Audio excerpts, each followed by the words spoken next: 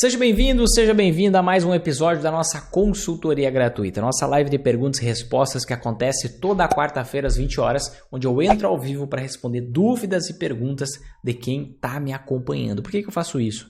Todo dia eu posto 1, 2, 3 conteúdos e você vai aprendendo cada vez mais e chega mais perto de se tornar um investidor, uma investidora sempre em alta, uma pessoa que lucra nas altas e nas quedas da bolsa com tranquilidade. Só que quanto mais você aprende, mais dúvida você vai tendo. É um processo normal. Quando você não conhece nada, você não tem nenhuma dúvida. Você não sabe nem qual dúvida ter. Agora, à medida que você vai aprendendo, vão surgindo dúvidas e uma vez por semana eu paro para responder todas essas perguntas e a partir disso a gente começa uma nova jornada de aprendizado. Se você não participou da última consultoria gratuita, tudo bem. Na próxima quarta, 20 horas, você pode participar ao vivo no meu canal no YouTube. Tá bom? Agora, assiste a gravação da última que aconteceu e vamos logo para a primeira pergunta de hoje. Quando invisto na Selic, exemplo 2025, até o vencimento tenho que pagar o valor ou pode ser mais por mês? Vamos lá, tem uma falha de entendimento aqui. Primeiro, você nunca investe na Selic, não tem como investir na Selic. Você pode investir em um instrumento de renda fixa, em um investimento de renda fixa que te remunera, que te paga a taxa Selic. No seu caso, eu entendi que você falou, poxa, se eu pego e invisto no Tesouro Selic 2025, tá? Que foi basicamente esse tesouro aqui. Então, Tesouro Selic 2025, você quis se referir a ele, mas assim, só para não dar falha de entendimento, tá? Não tem como investir na Selic, é no Tesouro Selic ou em algum outro investimento que replica a rentabilidade da Selic. Aí a sua pergunta é a seguinte, até o vencimento, eu tenho que pagar o valor mínimo ali do título ou pode ser um valor maior por mês? Na verdade, você não tem essa obrigatoriedade de fazer aporte mensal no mesmo título. É diferente, eu entendo que muitos de vocês estão acostumados com, por exemplo, previdência privada do banco. A previdência privada do banco, ela quer te pegar para sempre. Então, o que ela faz? Ela faz com que você aceite um plano de previdência onde você tenha a obrigação, a necessidade de fazer aportes mensais naquela previdência. Isso, às vezes, é descontado direto da sua conta, todo mês, um dia específico, para você não fugir porque o bancão tem que ganhar a sua taxa, porque senão o bancão não lucra. Então, o que acontece? Qualquer outro investimento fora de bancão, você não tem a obrigatoriedade de investir mensalmente. Nenhum outro. É só o bancão que faz isso. Só na previdência que isso acontece. Você tem essa programação em que, em alguns casos, é de forma obrigatória. Você não tem escolha. Quer investir na previdência? Então, vai ser as regras do jogo são essas. Então, o que acontece? Você pode investir uma vez e nunca mais investir se você quiser. Você pode investir todo mês se você quiser. Você pode investir todos os dias se você quiser. O valor que você quiser. Então, você não tem prisão nenhuma. Você tem total liberdade, tá? Falou em investir por conta própria, você mesma, liberdade. Falou em terceirizar os seus investimentos, aprisionamento. É mais ou menos essa a regra do jogo, tá? Você tem total liberdade, não precisa investir o valor mínimo ali, que é R$117 hoje, todo mês, não precisa ser mais, não precisa ser menos, você investe quando você quer, tá? Então não tem amarras, tá bom? Eu tenho dificuldade em encontrar informações sobre empresas que estão em recuperação judicial. Me ajuda? Ajudo. É muito simples, tá, gente? Como é que eu encontro uma empresa... Primeiro, o que é recuperação judicial? Recuperação judicial nada mais é do que uma empresa assumindo que ela não tem como pagar as contas em dia. E ela precisa fazer uma renegociação completa, senão ela vai falir. Então eu aviso assim, vou falir. Se vocês não me derem uma colher de chá, vou falir. Só que eu tenho dinheiro emprestado para vocês. Ela manda para os seus credores, para pessoas que emprestaram dinheiro para ela.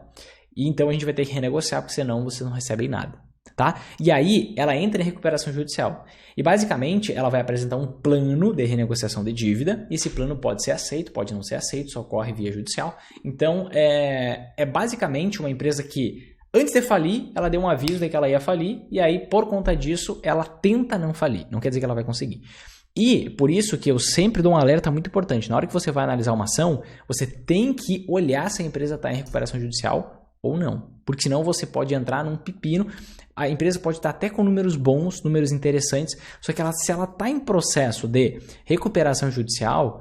Pode surgir uma surpresa no meio do caminho que você não vai gostar nada de ver o seu patrimônio indo pelo ralo, tá? Então, eu vou dar o exemplo aqui de uma empresa. Vou mostrar até onde que você encontra, tá? Deixa eu colocar na tela aqui, a Eternit. Que basicamente, aqui eu estou num site chamado Status Invest, né? Você vê essa empresa. Como que eu sei que ela está em recuperação judicial? Ó, eu desço aqui no Status Invest e eu consigo ver essa informação muito facilmente, tá? Onde? Aqui, ó. Quando você enxergar o logo da empresa, vai ter um campo aqui que mostra essa tarjeta vermelha se a empresa estiver em recuperação judicial. Se eu pegar uma outra empresa, por exemplo, que não está em recuperação judicial, você vai ver que não vai ter essa tarjeta vermelha escrito recuperação judicial. Então, peguei o caso do Itaú aqui, ó, pode ver que não tem a tarjeta vermelha. Se eu pegar a Eternit, eu vou chegar nessa tarjeta. Apareceu essa tarjeta para mim, olhando por esse site aqui, eu dou um adeus para essa empresa e digo muito obrigado pela proposta de aparecer para mim, mas não vou te comprar. Por quê? Você pode ter uma surpresa negativa muito forte se você investir nessa ação no futuro, mesmo que os números dela pareçam bons. Por quê? Estão bons se tudo der certo na renegociação. Agora, se não der certo, tudo aquilo ali pode mudar e aquele castelo pode ruir. Tá bom? Dívida líquida sobre o EBIT. Como avaliá-lo? Obrigado. Tá? Então, o que acontece? Deixa eu compartilhar minha tela do computador aqui e eu falei sobre a Petrobras, tá? Se era uma oportunidade investir na Petrobras ou não, em virtude da queda de mais de 16% que ela está tendo aí nos últimos 30 dias, na data de hoje, tá? Então, quando eu vou analisar, tem uma série de indicadores que eu posso analisar aqui, você não precisa analisar esse monte de indicadores, você tem que filtrar só o que faz sentido, tá? Um dos indicadores que fazem sentido você analisar na minha concepção é esse indicador aqui, ó, chamado dívida líquida sobre o EBIT, tá? Isso aqui meus alunos aprendem com profundidade dentro do meu programa de acompanhamento.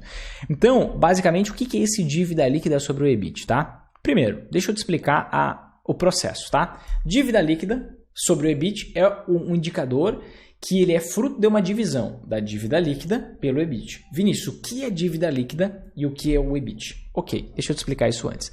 Dívida líquida é o seguinte, deixa eu descer aqui que vai ficar mais claro para você, tá? Inclusive eu explico isso no vídeo que eu fiz sobre a Petrobras e divulguei há pouco.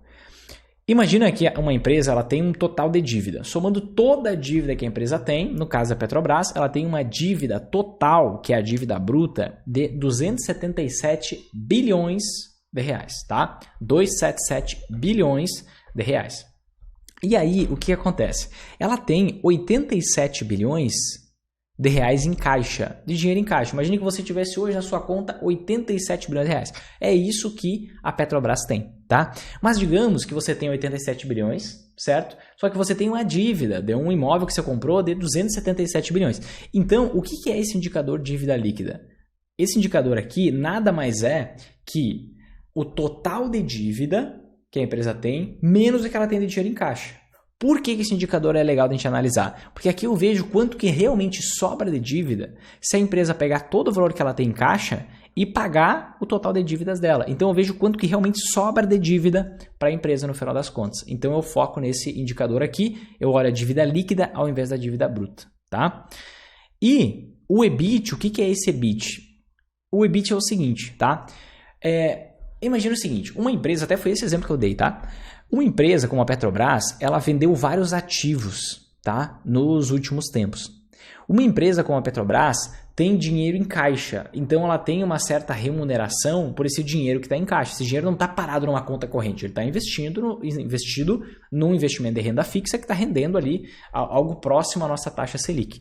Então, o resultado de uma empresa pode vir tanto da operação dela, da atividade de fim dela, ou seja, da relação com o petróleo, no caso da Petrobras, pode vir da venda de algum ativo que ela tenha, por exemplo, vendeu, enfim, algum ativo que, uma bacia de não sei da onde, da Petrobras, tá? Uma plataforma, sei lá.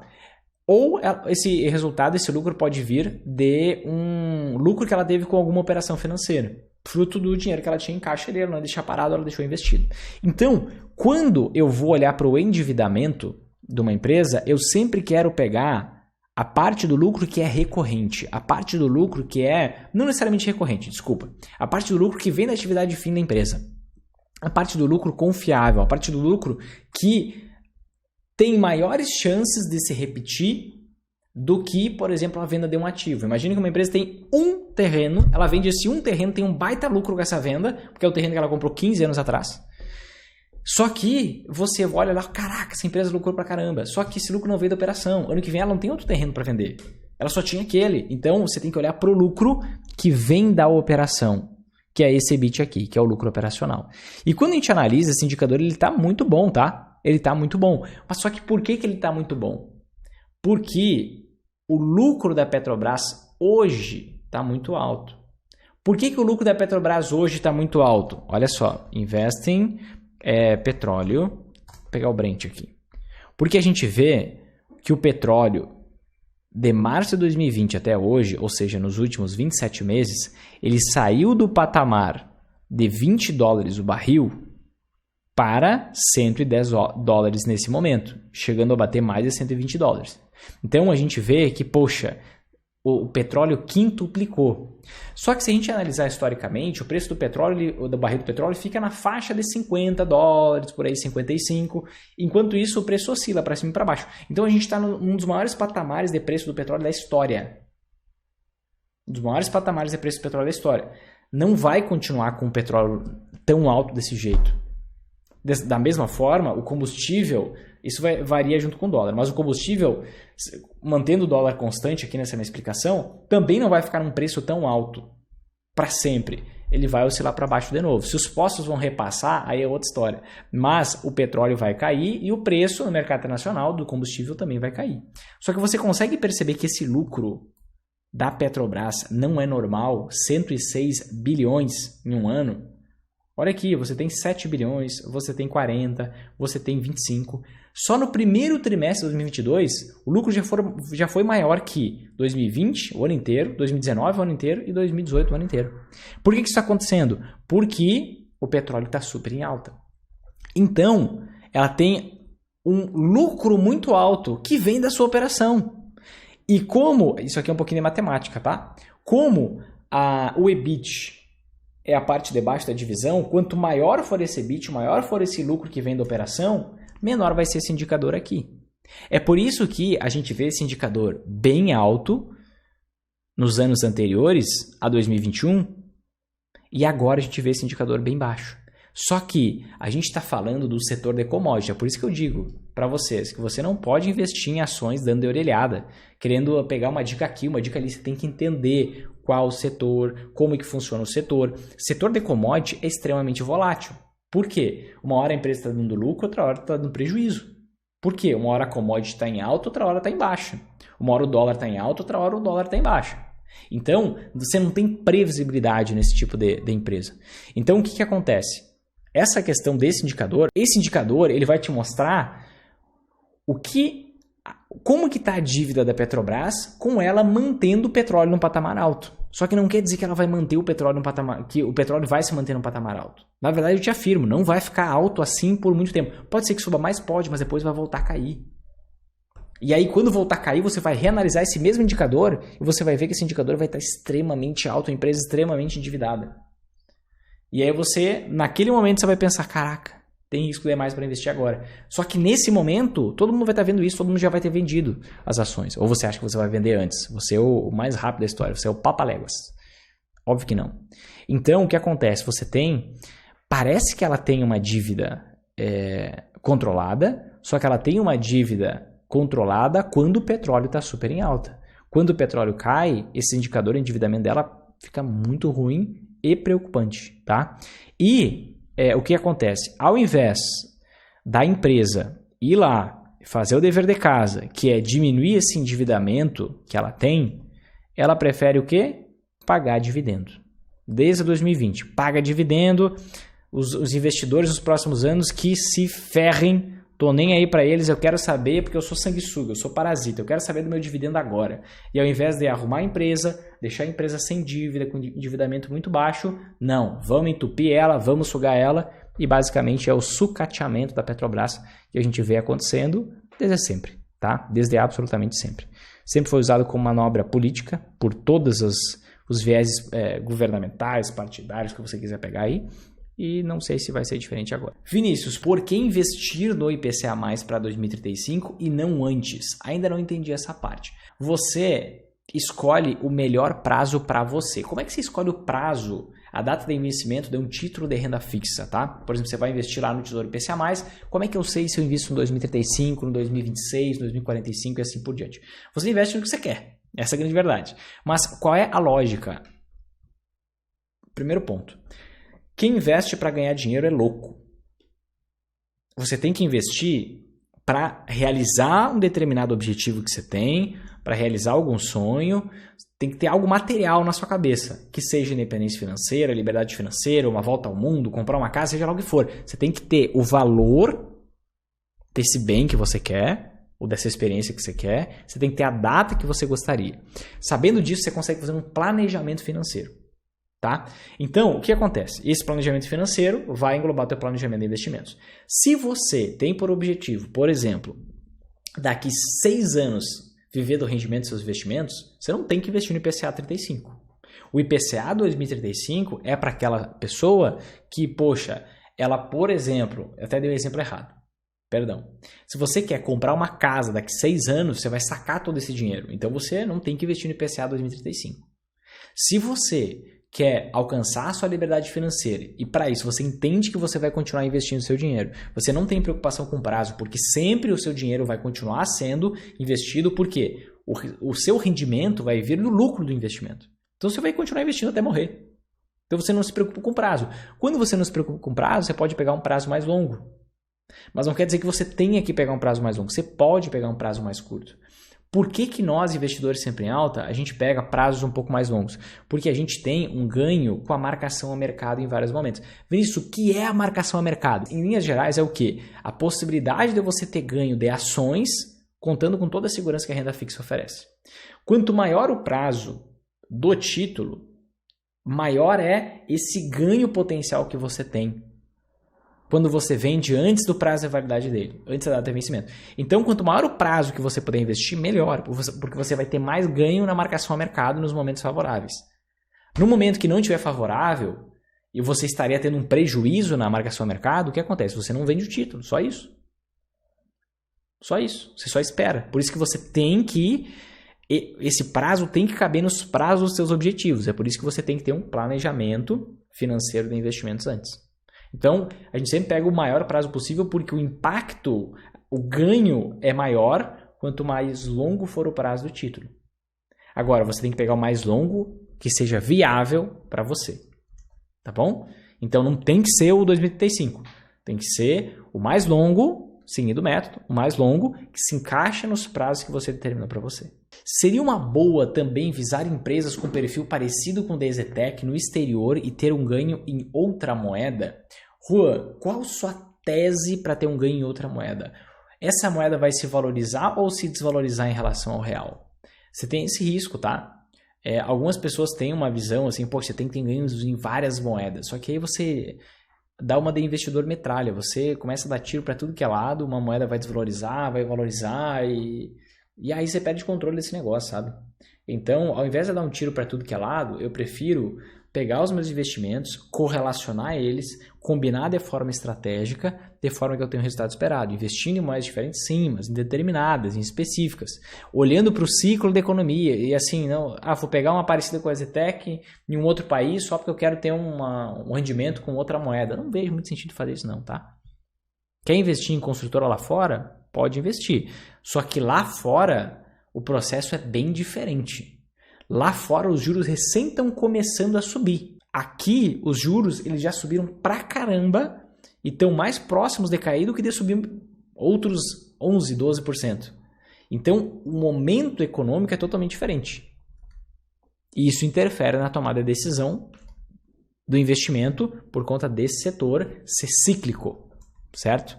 Então assim, vou investir numa construtora nos Estados Unidos? Eu não vou.